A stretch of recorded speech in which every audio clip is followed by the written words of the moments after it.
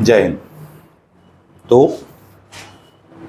एक नोटिफिकेशन आया हुआ है, एक चीज़ आई हुई है, उसको लेकर के काफ़ी विद्यार्थी परेशान हो रहे थे। मैंने कहा उस विषय पर भी बात कर ली जाए। सामने देख पा रहे होंगे आप लोग अपनी अपनी स्क्रीन पे, क्लियर आ रहा है? चलो, 7 मार्च का ये 2024।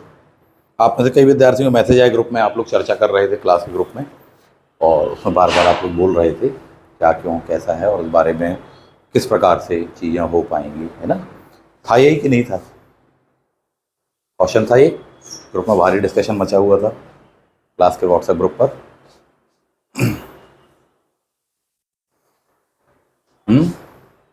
चलो ठीक, आगे बढ़ते हैं। तो विषय वस्तु ये है, विषय वस्तु ये आप लोग ये पूछना चाह रहे थे। मैंने कहा भाई देखा मैंने क्लास के ग्रुप में, मैंने कहा खुद ही बता देते हैं, आप लोग पूछें आपको बताएं। चलो सामने देखो, एक विज्ञप्ति आई हुई है, 7 मार्च 2024 को आई हुई है। सहायक संचालक रेशम के पद के लिए आई है ये, है ना?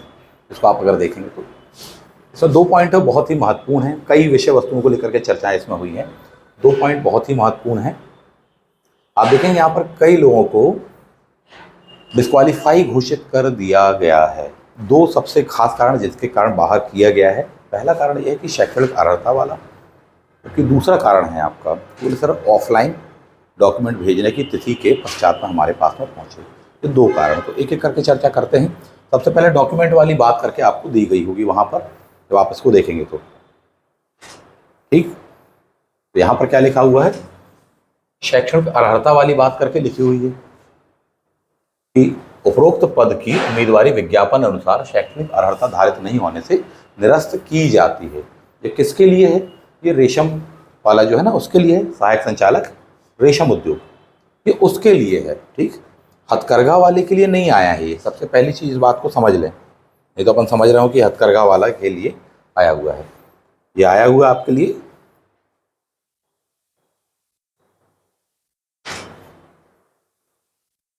सहायक संचालक रेशम के लिए, ठीक है, तो क्लियर हो गया। नेक्स्ट जाते हैं। ये मामला क्या था शैक्षणिक अर्हता वाला? ये मामला ये था साहब कि स्पेशल जो उसमें नोटिफिकेशन में, सहायक संचालक रेशम के नोटिफिकेशन में जो शैक्षणिक योग्यता मांगी गई है उसको वो फिलफिल नहीं कर रहे हैं। तो ऑब्वियसली सहायक संचालक रेशम वाला हो चाहे कोई सा वाला भी नोटिफिकेशन हो, यदि उसको आप फिलफिल नहीं करेंगे तो डेफिनेटली बाहर करेंगे ही साहब। उनका कोई विषय रहा होगा जिसके कारण ये चीज़ें हुई। क्लियर बात है? आपका वाला जो नोटिफिकेशन जिसके कारण आप लोग चिंतित हो रहे हैं, सहायक संचालक हथकरघा, उसका आप जरा एक नज़र मार लीजिए। उसमें आपको ये है आपका कुटीर एवं ग्रामोद्योग विभाग, मैं इसके बारे में बात कर रहा हूँ, सहायक संचालक हथकरघा, ठीक। ये दिया हुआ आपको विज्ञापन क्रमांक के दिया हुआ, देख पा रहे होंगे आप। ऑनलाइन आवेदन करने की तिथि दी हुई होगी आपको, ठीक है। इसमें जब आप देखेंगे नीचे अगले पेज पर आता है, तो फिर इसको क्रॉप कर दिया, पेज नंबर 1 के ठीक बाद में नोटिफिकेशन आप देख पाएंगे। शैक्षणिक अर्हता, यहाँ पर क्या लिखा हुआ? कला विज्ञान या वाणिज्य में आपका क्या होना चाहिए? ग्रेजुएशन होना चाहिए। अनिवार्य शैक्षणिक अर्हता, इस बात को समझिए, ये एक महत्वपूर्ण बिंदु है। अनिवार्य लिखा हुआ है, ठीक। कला यानी BA बैकग्राउंड वगैरह, मानविक विषय वगैरह। वाणिज्य यानी कॉमर्स के संदर्भ में बात हो रही है। विज्ञान, विज्ञान फील्ड अपने आप में बहुत ही ब्रॉड होती है। कई विद्यार्थियों के क्वेश्चन थे, सीधे सीधे उस पर आ जा रहे हैं। बोले सर इंजीनियरिंग बैकग्राउंड से हैं हम, उसमें क्वालिफाई हैं कि नहीं है? डेफिनेटली आप हैं, साइंस बैकग्राउंड के तहत वह आता है, सीधी बात तो है। तो अगर शैक्षणिक अर्हता के आधार पर कहा जाए तो मेरे ख्याल से डिस्क्वालीफाई नहीं किया जाना चाहिए। ये एक मेरा पर्सनल ओपिनियन है। आयोग का अभी तक तो ऐसा कोई अलग से ओपिनियन आया नहीं, इसलिए चिंता करने की जरूरत नहीं है आपको। आपके वाले नोटिफिकेशन के लिए आया है क्या? कुछ नहीं आया है। आपका सहायक संचालक रेशम के लिए आया हुआ है। उसके नोटिफिकेशन और उसकी शर्तों को देख करके आप अपने का अनुमान नहीं लगाइए। हर विज्ञापन की अलग अलग शर्तें होती हैं, आप तो उसके अनुसार समझिएगा साहब, ठीक। तो इसमें ऐसा कुछ आया नहीं है। ADG असिस्टेंट डायरेक्टर ग्रामोद्योग वाले में ऐसा कुछ आया नहीं है ADG में, इसलिए आपको चिंतित होने की प्रथम द्रष्टव्य प्राइमा फेशी आपको कोई ज़रूरत नहीं है, पहली बात। दूसरी बात वहाँ पर ये आ रही है, बोले सर ये यहाँ पर लागू तो नहीं हो जाएगा इसमें भी? इसमें साफ साफ आपको दिया हुआ अनिवार्य शैक्षणिक अर्हता। आप रेशम वाले की देखोगे उसमें स्पेशल दी हुई है अनिवार्य वाली। यदि उसको स्पेशल एजुकेशन क्वालिफिकेशन को आप फुलफिल नहीं करते हो तो कोई सा वाला भी होगा वो तो आपको बाहर करेगा ही। बहुत सिंपल सी चीज़, तो उतना बड़ा विषय नहीं है ये आपके लिए। एक और क्वेश्चन इसी में था, बोले सर हमारा साइंस है, इंजीनियरिंग किया हुआ हमने, पॉइंट काउंट करेंगे कि नहीं करेंगे? डेफिनेटली किया जाएगा आपको काउंट। ठीक, ये पहला पॉइंट था शैक्षणिक अर्हता को लेकर के। ठीक है, आगे बढ़ेंगे। दूसरा पॉइंट मैं आपसे ये कहना चाहता हूँ वो ये अलग आपकी वैकेंसी के लिए विज्ञप्ति दी गई है, आप एडीजी की तैयारी कर रहे हैं वो अलग है। प्रश्न ये होता है कि नहीं सर जो इसमें दिया है वही क्या उसमें भी लागू हो जाएगा, क्योंकि एग्ज़ाम लेने वाला बोर्ड एक ही है। नहीं, ऐसा कुछ भी नहीं, बिल्कुल लागू नहीं होगा। एग्ज़ाम लेने वाला बोर्ड भले ही एक हो, इस पद के लिए ये योग्यताएं बनाई गई हैं, इस पद के लिए ये वाली योग्यताएं बनाई गई हैं, इसे बिल्कुल लागू नहीं होगा। कुछ का ये है कि बोले सर छत्तीसगढ़ पीसीएस में भी सेम यही पद निकला था एक बार और उसमें भी इसी टाइप से योग्यताएं मांगी गई थी, कई लोगों को कैंसिल किया गया था। पढ़ते रहना आप उसको। वो छत्तीसगढ़ पीसीएस है, ये मध्य प्रदेश लोक सेवा आयोग है। अलग अलग चीज़ें हैं, अलग अलग बॉडी है। ठीक, जरूरी नहीं है कि उसको फॉलो करें और कोई आवश्यकता नहीं है। अपने आप में एक स्वतंत्र बॉडी कहलाती हैं, संवैधानिक बॉडीज हैं, तो अपने तौर तरीके लेकर के चलती हैं। क्लियर बात है? इसके कारण नहीं होने वाला। एक विषय और बता दें, बोले सर वो डिप्लोमा मांगा गया था, स्पेशल डिप्लोमा एजुकेशन को लेकर के। इस बात को आप समझ लें। देखिए, आप जिस पद को भरे हैं उसका आप बहुत अच्छे देखें, ऐसा लिखा होगा अनिवार्य, यानी अनिवार्य तौर पर ये तो चाहिए ही चाहिए। बोले सर उसके नीचे अधिमान्यता या अधिमान्य करके लिखा है। अधिमान्य का मतलब प्रेफरेंस दिया जाएगा आपको। यदि ये आपके पास में है, नंबर समान होते हैं, अंक समान होते हैं, तो इंटरव्यू में अन्य चीज़ों के माध्यम से आपको प्रेफरेंस वहाँ पर दिया जाएगा कुछ एक मार्क्स को लेकर के। बट वो क्राइटेरिया क्या होगा वो क्लियर नहीं किया गया। इस बात को आप समझिए, तो उसमें चिंतित मत होने लगी। अनिवार्य वाली फुलफिल कर रहे हैं, ये होना ज़रूरी है। ये नहीं भी है आपका तो भी आप एग्ज़ाम दीजिए, अपना स्कोर ज़्यादा से ज़्यादा लाइए, मार्क्स ज़्यादा से ज़्यादा लाइए। आप टेंशन में नहीं आने वाले, आप बाहर नहीं होने वाले। अधिमान्यता का सीधा सा मतलब यह है कि यदि एग्ज़ाम होता है और 100 में से इस व्यक्ति के मान लीजिए 80 नंबर आए, जिस बंदे के पास में ये है उसके 80 नंबर आए, जिसके पास में ये भी है उसके भी 80 नंबर आए, तो कंपैरेटिवली 2 बंदे हो गए जिनके अंक समान हैं। तो वहाँ पर ये चीज़ें होती है कि बोले सर इनको प्रेफरेंस दे दिया जाएगा। ये चीज़ होती है, क्या क्यों से दिया जाएगा फिर आयोग ही बताता है। इस बारे में बहुत सारी चीज़ें क्लियर नहीं की गई, नोटिफिकेशन में तो नहीं, हो सकता बाद में कोई चीज़ जारी कर दें या शायद मैंने ना पढ़ी, ऐसा भी हो सकता है। जब दोनों के ही 80-80 नंबर आए हुए हैं तब फिर इनको वेटेज थोड़ी सा मिलने की चांसेस रहती है। वो इस बात को कहा गया है सामने, जब उनको वेटेज देंगे, प्रेफरेंस देंगे, तो ये बात होती है। बट कंपलसरी ये है, अनिवार्य ये है, आपके लिए ये होना चाहिए। यदि ये है तो आप बाहर होने की गुंजाइश नहीं है। ये सिचुएशन केवल तब लागू होगी जब दोनों ही कैंडिडेट, लास्ट कैंडिडेट उस एक पद के लिए उनके अंक क्या हों, समान हो। वो 2 कैंडिडेट हो, 3 हो, 4 हो, 5 हो, 5 कैंडिडेट हैं लास्ट के, उनके सभी के अंक समान आए। एक बंदा ऐसा है जिसके पास में ये चीज़ है, किसको अधिमान्यता दी जाएगी, किसको प्रेफरेंस दिया जाएगा, वहाँ लागू होती है। भैया क्यों समान अंक ला रहे हो? अच्छी तैयारी करो, अच्छे से पढ़ो, जैसा बता रहे वैसा पढ़िए, जो तौर तरीका बता रहे वैसे पढ़िए, ज़्यादा अपना दिमाग मत लगाइए साहब जी। कंटेंट वैसे ही नहीं मिलेगा आपको। जो फंडा बता रहे हैं उस तरीके से पढ़िए, जो नोट्स दे रहे हैं उससे पढ़िए, आगे बढ़िए, अधिकतम अंक लाइए। इन परेशानियों में ही मत आइए कि बोले अंक समान आ रहे हैं। हाईएस्ट मार्क्स लाइए, इतने लाइए जितने किसी के भी ना हो। सीधी बात तो है, आप इससे बच जाएंगे। क्लियर है? उसके लिए संपर्क करिए, बैच ज्वाइन करिए हमारा, जो आपको बता रहे हैं उससे अच्छा कंटेंट आपको मिल पाना मुश्किल है, अपने हाथ से बना पाना भी बहुत मुश्किल है, क्योंकि आप प्रोफेशनल की टीम बना रही है जिनको 15-15, 20-20 साल का अनुभव वो बना रहे हैं साहब जी। ठीक है, तो बात ही अलग है। आगे बढ़ना चाहेंगे। दूसरा एक विषय वस्तु यहाँ पर ये थी कि सर कुछ के फॉर्म निरस्त किए गए हैं कि उन्होंने जो तिथि है, डेट है, उस डेट के पहले हार्ड कॉपी फॉर्म नहीं भेजा है। ठीक, बोले सर मैंने बाद में देखा, उसको बाद में भेजी, जो भी है। क्लियर बात है? इस बात को समझिए। एक लाइन होती है, बहुत ही खास लाइन है, नोटिफिकेशन में आपको मिल जाएगी। जब भी पद कम निकलते हैं तो उसमें इस चीज़ को कहा जाता है कि यदि पोस्टों की संख्या इतने इतने से कम रहेगी तो ऑफलाइन फॉर्म ही मंगाए जाएंगे, ऑनलाइन अलग से नहीं होने वाले हैं साहब, ऑफलाइन ही लेंगे साहब। कॉम्पिटेटिव एग्ज़ाम नहीं होने वाला है साहब, ये चीज़ उसमें होती है, ठीक। उससे ज़्यादा होंगे तब फिर कॉम्पिटेटिव एग्ज़ाम हो गया ना, ऑब्जेक्टिव एग्ज़ाम होगा, उसके थ्रू भरे जाएंगे। तो जब पदों की संख्या कम होती है तब केवल और केवल ये हो जाता है कि हाँ फॉर्म भर दो प्लस उसके साथ उसकी हार्ड कॉपी भेज दो, केवल और केवल इस प्रक्रिया को अपनाया जाता है। लेकिन जब भी पदों की संख्या बहुत अधिक हो जाती है तो अपनी सुविधा की दृष्टि से वो ये करते हैं, बोले साहब ऑफलाइन मत भेजो फॉर्म, इतने से ज़्यादा हो गए हैं, अब नहीं करेंगे हैंडल, ऑनलाइन भर दिया है, दैट इज़ सफिशिएंट। क्लियर बात है, ये होता है। तो जिन जिन नोटिफिकेशन को, कोई रेशम वाले को पढ़ करके, कोई टेक्निकल वाला हथकरघा को पढ़ के परेशान हो रहा है, कोई नॉन टेक वाला हथकरघा को पढ़ के परेशान हो रहा है, तो अपना नोटिफिकेशन बहुत आराम से, बहुत धैर्य से पूरा पढ़ो 2 से 3 बार, उसके बाद में अपना क्वेश्चन को रेज करिए, उसके बाद ही में परेशान होना अगर कोई विषय निकलता है तो, अदरवाइज परेशान होने की ज़रूरत नहीं है। क्लियर बात है। फिर बात यहाँ पर आती है लास्ट, बोले सर यहाँ पर ये निरस्त किए गए हैं देर से भेजने के कारण, यहाँ लिखा हुआ है कि जो निर्धारित तिथि थी उस तिथि के पूर्व नहीं भेजे हैं, यहाँ पर कहीं लिखा हुआ, पढ़ लेना, इसमें मैंने केवल उसका छोटा सा सेक्शन बस लिया हुआ है, हेडिंग आ जाएगी, ठीक है। आगे बढ़ते हैं, विषय पर आते हैं ये वाले।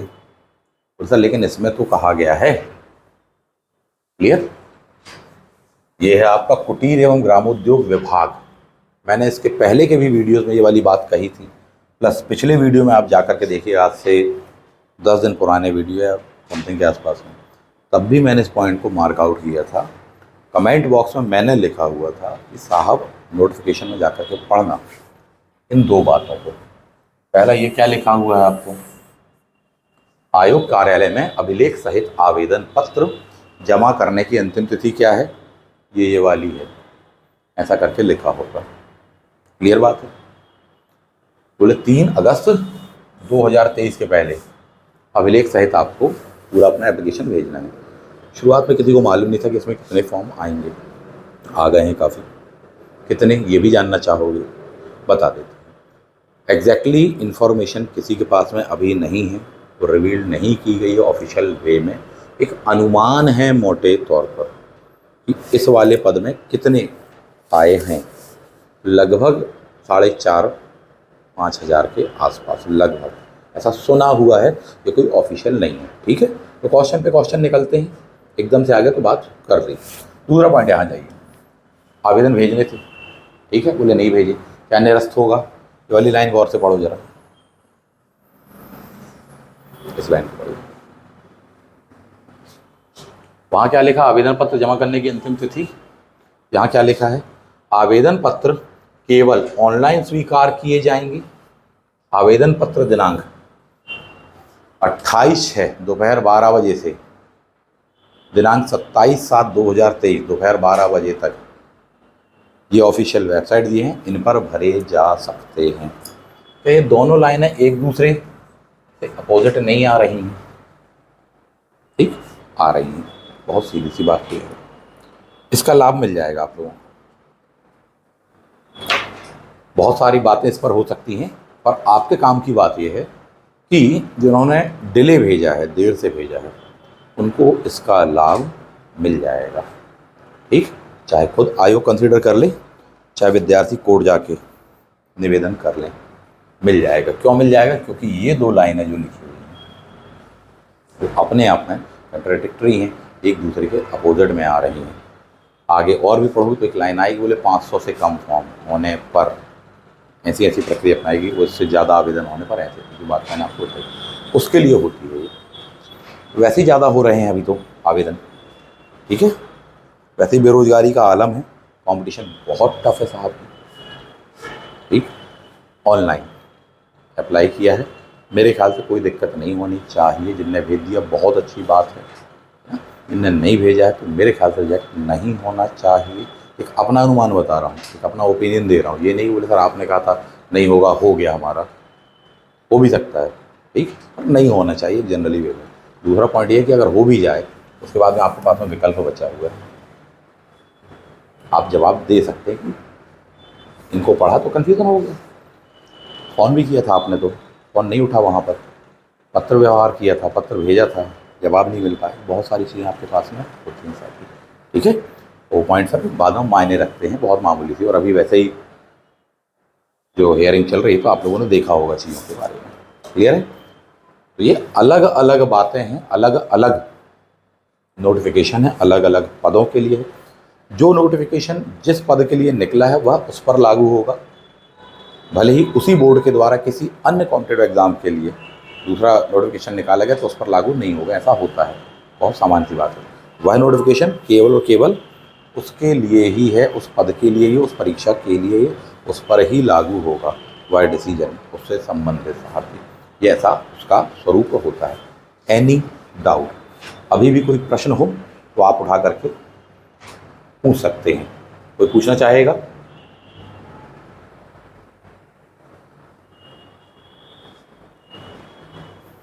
क्लास का कोई विद्यार्थी कुछ पूछना चाहेंगे? किसी का कोई ऐसा इशू तो नहीं है? जो यूट्यूब वाले हो कमेंट बॉक्स में पूछ लीजिएगा। तो इतने से आपके डाउट क्लियर हो गए होंगे। आज क्लास में हम पढ़ने वाले हैं नेक्स्ट सेक्शन, स्वतंत्रता प्राप्ति के बाद में हथकरघा उद्योग, उससे संबंधित जो डेवलपमेंट किए गए हैं, कुछ खास पॉइंट्स जो आपके लिए जानने जरूरी हैं, उन विषय वस्तुओं पर बात करेंगे। क्लियरली विजिबल होगा आप लोगों को? ठीक है, क्लास के ऐप पर इसको अपलोड कर देंगे, उसे पढ़ लीजिएगा। कोई इश्यू तो नहीं आ रहा है इतने पर? ठीक है, जितना जूम करना चाहो आप अपनी सुविधा के अनुसार उसको कर सकते हैं। हाँ जी, हाँ बताइए, कुछ क्वेश्चन पूछना आपको, पूछ लीजिए।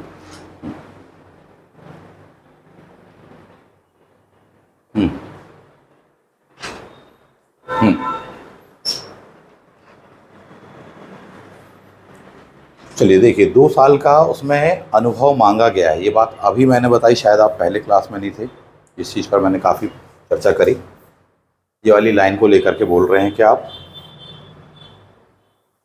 ये वाली लाइन, ये वाली लाइन क्लास के ऐप में जाइएगा, इसकी रिकॉर्डिंग देख लीजिएगा। इस पर पर्याप्त चर्चा कर दी है हमने, डाउट उसके क्लियर कर दिए गए हैं। आप शायद अभी अभी क्लास में जुड़े हैं, इसलिए शायद आपको ये मामला है। ठीक है,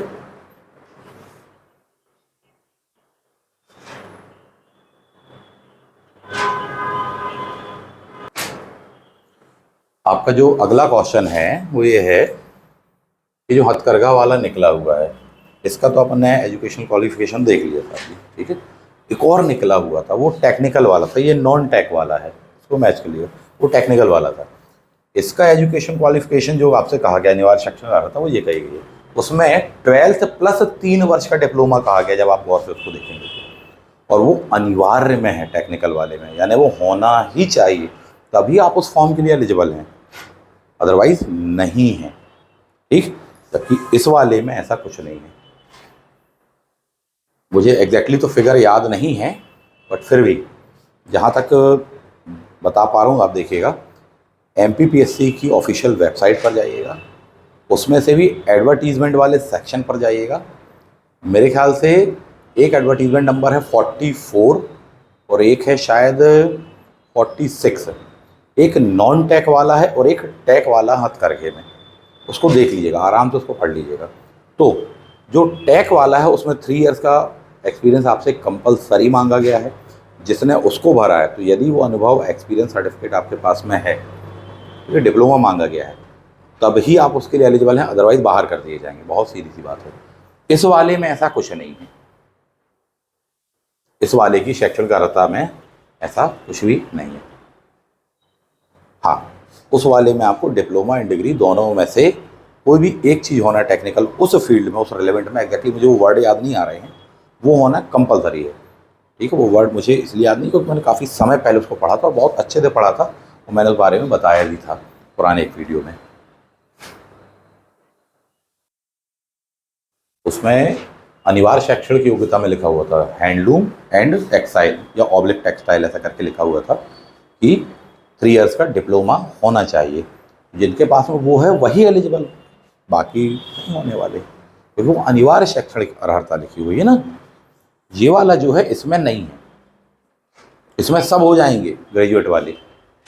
यही वजह फॉर्म संख्या इतनी ज़्यादा हो गई, इतने कम पदों के बावजूद भी कंपटीशन आपका ऐसा होने वाला है। क्लियर है मेरे ख्याल से। अब आप लोगों के डाउट स्पष्ट हो गए होंगे, दूर हो गए होंगे। आगे बढ़ें, टॉपिक पर आ जाएं।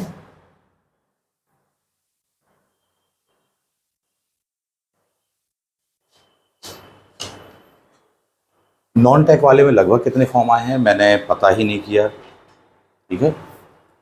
इस वाले में भी ऐसा कुछ स्पष्ट पता नहीं किया हुआ, फिर भी 4,500-5,000 के आसपास में फॉर्म आए हुए हैं। ये कोई इतना बड़ा विषय नहीं है ना, ये अपने अनुभव के आधार पर बता रहा हूँ, इधर उधर की सुनी सुनाई बातें बता रहा हूँ मैं आपको। ऑफिशियल और जो जानकारी है वो ले लेंगे, बता देंगे फिर।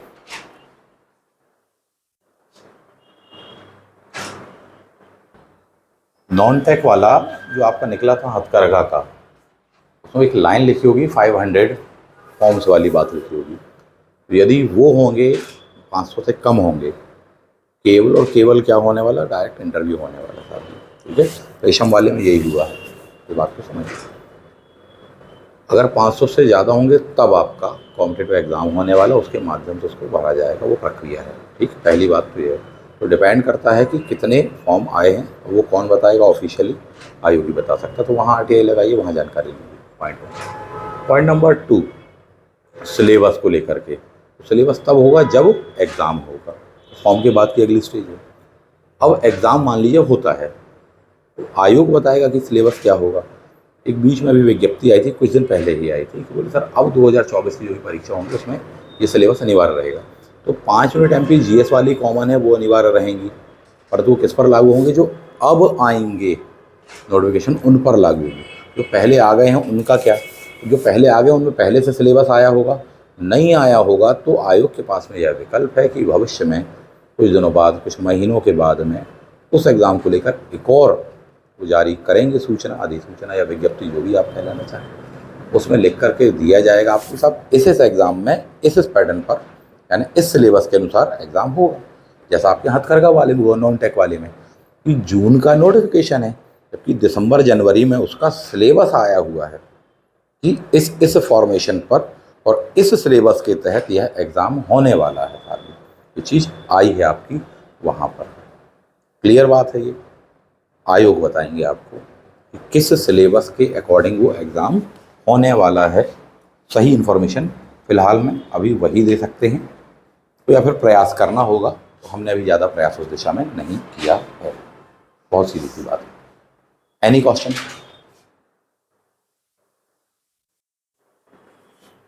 आज के टॉपिक पर आ जाते हैं।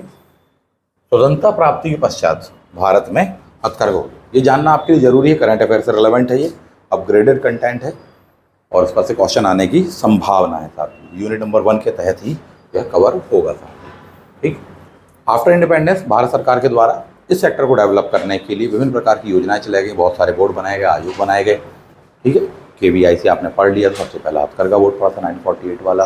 KVIC अधिनियम पढ़ा हुआ था आपने 1956 का, 57 में उसको अपने बनाया हुआ है। सारी बातों को आपने देखा। उसके अलावा और भी कई चीज़ें हैं जो आप थोड़ी सी देख लें, जो इनके विकास के लिए किया, विशेषकर हथकरघा के लिए ही किया गया है, उस पर बात हम कर रहे हैं। सबसे पहला जो आपको ध्यान रखने की जरूरत है, हथकरघा अधिनियम, ये कौन सा वाला है, 1985 का करके कहलाता है। उत्पादन के लिए सामग्रियों का आरक्षण अधिनियम करके कहलाता है। बिल्कुल मिस नहीं करना, भूलना नहीं है। क्या किया गया है, 22 पारंपरिक वस्त्रों को उससे अलग कर दिया गया था। कौन से वाले टाइप के, बोले साहब जी साड़ियाँ, धोती, कुछ खास सिंपल वाली, उनको अलग कर दिया। हर किसी को हथकरघा नहीं मानते, तो बात को समझिए। तो इस अधिनियम के माध्यम से उनको अलग किया गया था। आरक्षित सूची में जो मदें रखी गई हैं वर्तमान में, अभी अपन देख लेने वाले, तो कितनी आ रही हैं, समझिए 11 आ रही हैं। 11 को ही रखा गया है। अधिनियम कब का है, बोले 1985 का है। प्रभावी कब से हुआ, बोले 93 से हुआ है। मामला क्रिस्टल क्लियर है अपन को। ये एक महत्वपूर्ण पॉइंट है, ये आपको ध्यान रखना चाहिए। रीज़न क्या है, बोले साहब पिछड़ा हुआ क्षेत्र, अंग्रेजों के कारण इसमें बहुत नुकसान हुआ है, हमारी सामाजिक सांस्कृतिक विरासत संस्कृति को दर्शाता है, ठीक है। तो इसलिए सरकार लगातार प्रयास कर रही है। 11th 5 ईयर प्लान जो था हमारा, उसमें इसमें काफ़ी वृद्धि दर रही है, 6 से लेकर 7% वृद्धि दर हमको देखने के लिए मिलती है, ठीक। दूसरा, इसके प्रति लोगों को अवेयर करने के लिए एक और ख़ास कदम उठाया गया है, वह कहलाता है राष्ट्रीय हथकरघा दिवस कार्यक्रम करके कहलाता है। कब का है?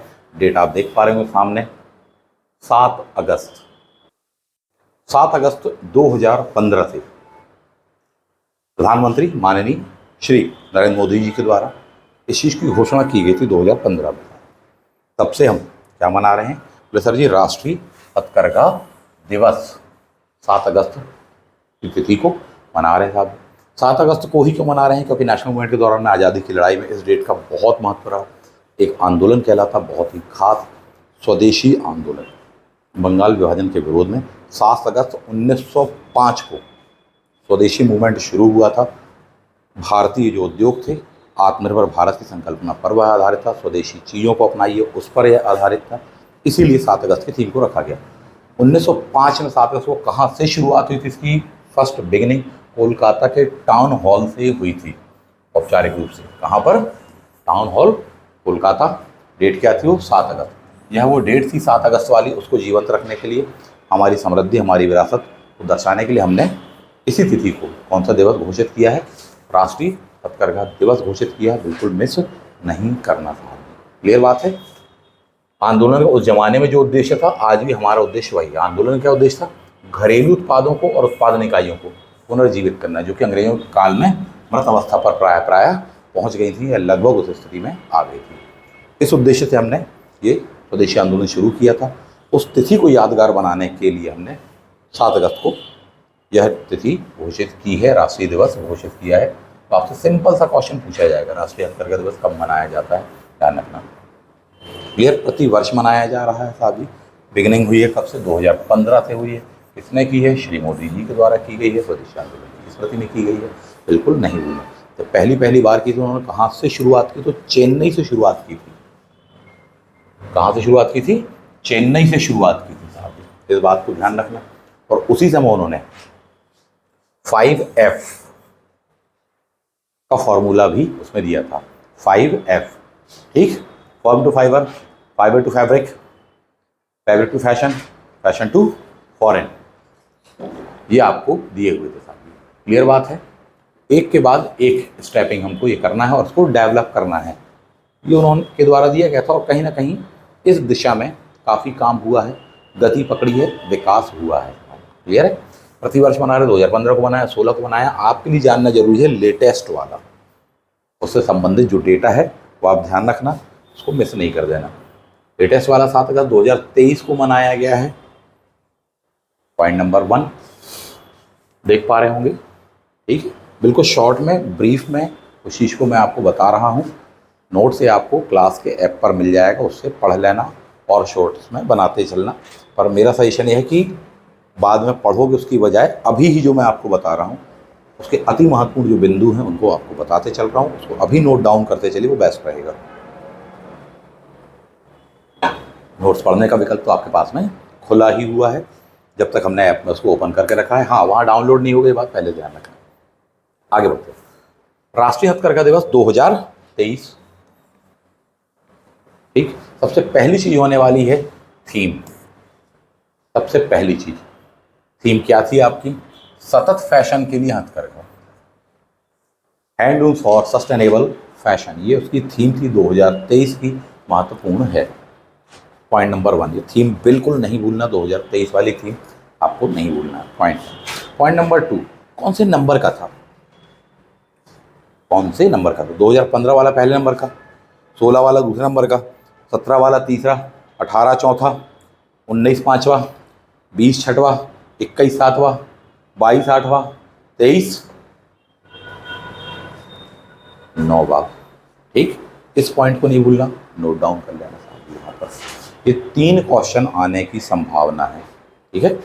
पहला क्वेश्चन बोले साहब कब मनाते? बोले साहब जी 7 अगस्त। दूसरा क्वेश्चन कब से मना रहे? तो बोले सर जी 2015 से, ठीक? क्यों मना रहे वो आपने अपनी जानकारी के लिए जान लिया, संभावना थोड़ी सी कम है। क्वेश्चन आएगा तो जीएस में हिस्ट्री वाले ऑप्शंस में को लेकर के, हिस्ट्री वाले टाइप को, पैटर्न इंफॉर्मेशन को लेकर के आएगा। तीसरा क्वेश्चन जो आपके लिए महत्वपूर्ण है कि बोले साहब कौन से नंबर का है ये, थीम वगैरह क्या है, लेटेस्ट में करंट अफेयर्स वगैरह में अपडेट्स क्या है, तो पूरा डेटा आपको यहाँ पर मिलेगा, उसको प्रिपेयर रखिएगा। थीम नहीं भूलना, थोड़ी सी लंबी थीम है, याद रखना पड़ेगा, 2-4 बार आपको रिवाइज करना पड़ेगा। सतत फैशन के लिए हथकरघा, सीधी सी बात है, सस्टेनेबल फैशन ध्यान रखना आपको, थ्रू हैंडलूम या हैंडलूम फॉर सस्टेनेबल फैशन, ऐसे करके ध्यान रख लीजिएगा, ठीक है। अगला जो आपके लिए महत्वपूर्ण है वो IHB है, इंडियन हैंडलूम ब्रांड। क्या है? इंडियन हैंडलूम ब्रांड करके आपको दिया हुआ है। कब की बात है? बोले सर 2015 की बात है। उसी समय अपन ने इसको लॉन्च किया था, भारतीय हथकरघा ब्रांड को लॉन्च किया है। थीम आपकी इस बार की उससे मैच हो रही सस्टेनेबल फैशन। कारण क्या है साहब? आप देखें तो सामाजिक एवं पर्यावरण अनुकूलता के अतिरिक्त, है ना, पहली बात ये चीज़ें तो है ही हैं, तो सस्टेनेबल हो गया साहब। रॉ मटेरियल का प्रोसेसिंग करना, प्रसंस्करण करना, उसकी बुनाई उनाई इत्यादि वगैरह मानदंड जो गुणवत्ता है उनका ध्यान रखना, इको फ्रेंडली बनाना है, ये सारी चीज़ें तो हैं। इसके लिए कुछ मानदंड बनाए गए, सुनिश्चित किए गए, हेल्प प्रदान की जा रही है, अवेयर किया जा रहा है इस उद्योग से संबंधित क्षेत्र के लोगों को। साथ ही उसके लिए ही हमने क्या जारी किया है? भारतीय हथकरघा ब्रांड लॉन्च किया हुआ है, गलती नहीं करना। प्लस ग्राहकों को हमको लुभाना है, ग्राहकों तक पहुंचाना है, 5R का कॉन्सेप्ट आपको बताया हुआ है। बहुत सारे हम इसके लिए प्लेटफॉर्म अपना रहे हैं, उनमें से एक प्लेटफॉर्म का नाम आपको दिया, वो सोशल मीडिया पर, चाहे अमेजोन हो, चाहे फ्लिपकार्ट हो, इत्यादि वगैरह के माध्यम से हम पहुँचा रहे हैं। अब तो भारत का खुद का अपना हथकरघा इत्यादि वगैरह को लेकर के ई-कॉमर्स प्लेटफॉर्म ने डेवलप किया, जो कि आपने पिछली क्लास में काफ़ी डिटेल में पढ़ा हुआ है ना। इन बातों को ध्यान रखना। नेक्स्ट, असंगठित क्षेत्र के अंतर्गत प्राय या पूरा का पूरा सेक्टर आता है, उसको संगठित करना ये पहली प्राथमिकता हमारी होती है। उसको संगठित करने के लिए सबसे खास तरीका होता है, बोले साहब ये एक एक की पहचान की जाए, उनका डेटा इकट्ठा किया जाए और उनके लिए फिर नीति निर्माण इत्यादि वगैरह की जाए, और उन लाभार्थियों तक पहुँच पा रहा नहीं पहुँच पा रहा उस चीज़ को क्रॉस चेक करते रहा जाए। साहब जी पहचान जरूरी है साहब जी। जैसे व्यक्तियों की पहचान के लिए अपन ने आधार योजना है ना, यूनिक, उसी प्रकार से इसमें भी पहचान योजना या पहचान ID कार्ड, उसका पंजीकरण, इसकी शुरुआत कब से हुई? जुलाई 2016 में तत्कालीन जो मंत्री महोदया थी उनके द्वारा की गई। साथ ही टैग ही क्या था? आई वेयर हैंडलूम अभियान, ये था। पूरे देश भर में इसको काफ़ी प्रमोशन मिला, अच्छा था, आज भी मिलता है साहब इस चीज़ को। इसके माध्यम से अपन क्या कर रहे हैं? पहचान कर रहे हैं इस सेक्टर के लोगों की, ताकि उन तक सेवाओं का, सुविधाओं का लाभ पहुंचाया जा सके। ठीक, 2016 वाला डेटा जनरली पढ़ लो। कहाँ से शुरुआत की? तो बोले संत कबीर ने कहा यूपी से उन्होंने शुरुआत की थी। 7 अक्टूबर 2016 राष्ट्रीय हथकरघा दिवस के अवसर उस पर की थी। क्लियर है? बहुत सारे कारीगरों को लाभान्वित करें, विशेषकर वह शुरुआत में यूपी बस तक था, उसी विजन को आगे हम ब्रॉड कर रहे हैं। भारत सरकार के द्वारा और भी कई योजनाएं शुरू की गई हैं, उनको अपन डिटेल में पढ़ लेने वाले हैं। इस पर क्वेश्चन किस प्रकार से आएंगे आप देख पा रहे होंगे। राष्ट्रीय हथकरघा दिवस, देखें क्या है क्वेश्चन। राष्ट्रीय हथकरघा दिवस वस्त्र मंत्रालय के अंतर्गत आता है। वर्तमान में इस मंत्रालय के मंत्री कौन हैं? क्वेश्चन में ही पहली बात तो आपके लिए जानने के लिए फैक्ट छुपा हुआ है, किस मंत्रालय के। क्लियर है? वर्तमान मंत्री कौन है? अभी जब तक आचार संहिता नहीं लगी हुई तब तक आपके काम आ जाएगा ये क्वेश्चन, लेकिन जैसे अभी आचार संहिता लग जाएगी और नए चुनाव होने वाले हैं और डेफिनेटली हो जाएंगे आपके 16 जून तक, सारी चीज़ें चेंज हो जाने वाली हैं, तो फिर वहाँ पर ये वाला डेटा उतना काम नहीं आएगा। पर उस समय अगर कोई नई नियुक्ति हो जाती तब फिर वो नया डेटा आपको ध्यान रखना पड़ेगा। इस पर्पज से ये चीज़ यहाँ पर दी गई है कि अगर कोई नए व्यक्ति को मंत्री बना दिया जाता, पदभार सौंप दिया जाता है इसका, तो आपको ध्यान रखना पड़ेगा मध्य प्रदेश के संदर्भ में भी और वहाँ के। क्लियर है? आगे बढ़ते हैं। तो ये क्वेश्चन है, वर्तमान में कौन है? बोले सर जी पीयूष गोयल जी हैं। बन जाएगा अपन को ये।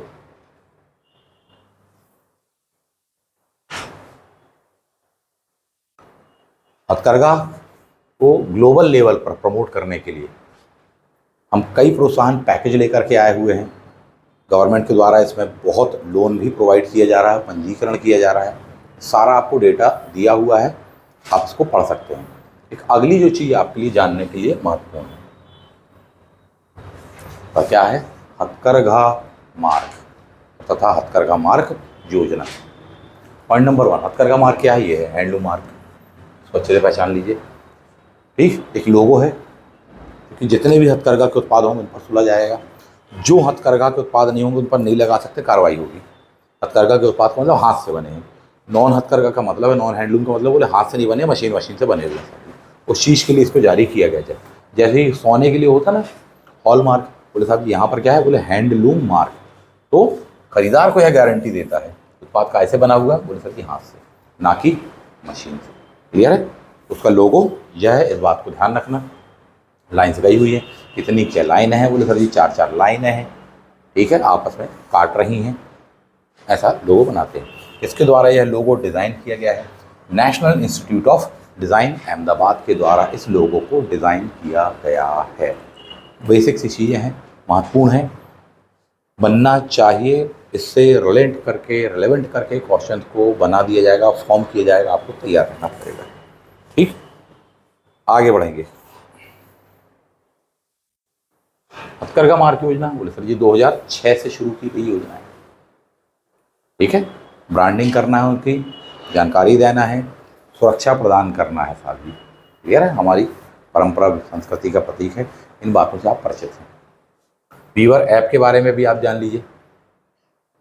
टेक्निकल स्तर पर बहुत सारे प्रयास किए, उनमें एक बहुत ही खास कहलाता है क्या, आपका बुनकर ऐप, वीवर ऐप करके कहलाता है। थोड़ी सी नज़र मार लीजिए, प्ले स्टोर पर आपको आसानी से मिल जाएगा। द वीवर करके आप सर्च करेंगे, मिल जाने वाला, उसको देख लीजिएगा। कितनी भाषाओं में वर्तमान उपलब्ध है, 10 भविष्य में बढ़ाए जाने की संभावना इसमें दी गई था। लोकल लेवल पर वोकल फॉर लोकल की अवधारणा पर यह आधारित है। दूसरा है ग्राहक ऐप, कस्टमर ऐप। हथकरघा के जितने भी उत्पाद हैं वो आपको एक स्थान पर मिल जाने वाले हैं। ये दोनों के लिए किया गया, जो बुनकर वर्ग है, जो बनाने वाला है, जो क्रिएटर है, उनके लिए है वीवर ऐप।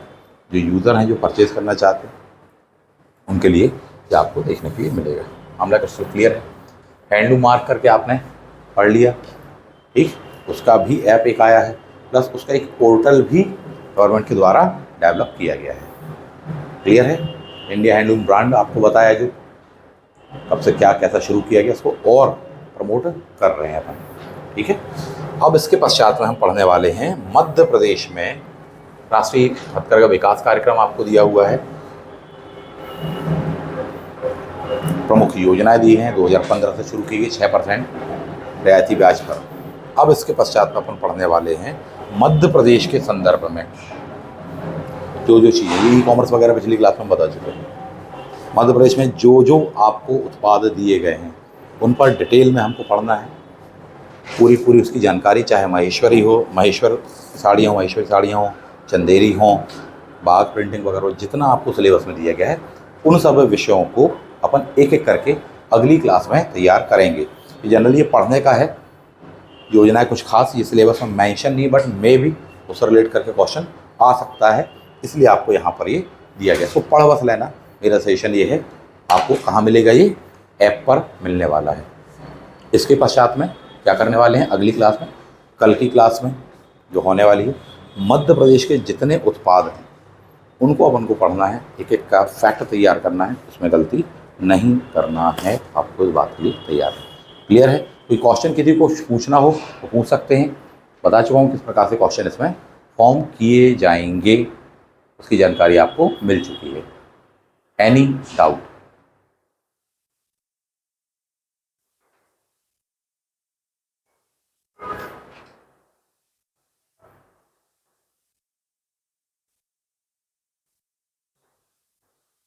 Any doubt? चलिए, तो आज के लिए फिलहाल इतना ही, इसको समाप्त करते हैं।